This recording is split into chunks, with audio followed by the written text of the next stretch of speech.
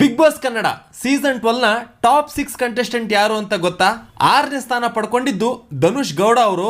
ಇವ್ರನ್ನ task master ಅಂತಾನೆ ಕರಿಬಹುದು. ಇವರು ಇಂಡಿವಿಜುವಲ್ ಆಗಿ ಆಡಿದ ಒಂದೇ ಒಂದು ಟಾಸ್ಕ್ ನು ಕೂಡ ಬಿಗ್ ಬಾಸ್ ಮನೆಯಲ್ಲಿ ಸೋತಿಲ್ಲ. ಒಂದೇ ಸೀಸನ್ ಅಲ್ಲಿ 3 ಬಾರಿ ಕ್ಯಾಪ್ಟನ್ ಆದ ಹೆಗ್ಗಳಿಕೆಗೂ ಪಾತ್ರರಾದ್ರು.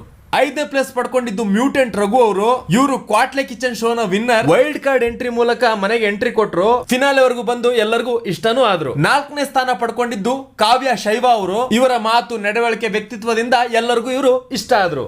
3ನೇ ಸ್ಥಾನ ಪಡ್ಕೊಂಡಿದ್ದು ಛಲಗಾರ್ತಿ ಅಶ್ವಿನಿ ಗೌಡ ಅವರು. ಈ ಸೀಸನ್ ಒಬ್ಬ ಸ್ಟ್ರಾಂಗ್ ಕಂಟೆಂಟ್. ಅಶ್ವಿನಿ ಗೌಡ ಹಾಗೂ ಗಿಲ್ಲಿ ನಟ ಅವರ ಮಾತಿನ ಜಟಾಪಟಿ ಈ ಸೀಸನ್ ಅಲ್ಲಿ ಫೇಮಸ್. 2ನೇ ಸ್ಥಾನ ಪಡ್ಕೊಂಡಿದ್ದು ಪಟಾಕಿ ರಕ್ಷಿತಾ ಶೆಟ್ಟಿ ಅವರು. ಯೂಟ್ಯೂಬ್ ಅಲ್ಲಿ ವ್ಲಾಗ್ ಮಾಡ್ಕೊಂಡು ಬಂದು ಫಸ್ಟ್ ಡೇನೆ ಮನೆಯಿಂದ ಎಲಿಮಿನೇಟ್ ಆಗಿ ಮತ್ತೆ ವಾಪಸ್ ಬಂದು ಮೊದಲ ಫೀಮೇಲ್ ರನ್ನರ್ ಅಪ್ ಕಂಟೆಸ್ಟೆಂಟ್ ಆಗಿ ಹೊರಹೊಮ್ಮಿದ್ರು. ಮೊಟ್ಟ ಮೊದಲ ಸ್ಥಾನ ಹಾಗೂ ಟ್ರೋಫಿನ ಮುಡಿಗೇರಿಸಿಕೊಂಡಿದ್ದು ಗಿಲ್ಲಿ ನಟ ಅವರು. ಇಡೀ ಸೀಸನ್ ಅಲ್ಲಿ ಇವರ ಕಾಮಿಡಿ ಬೊಂಬಾಟ್.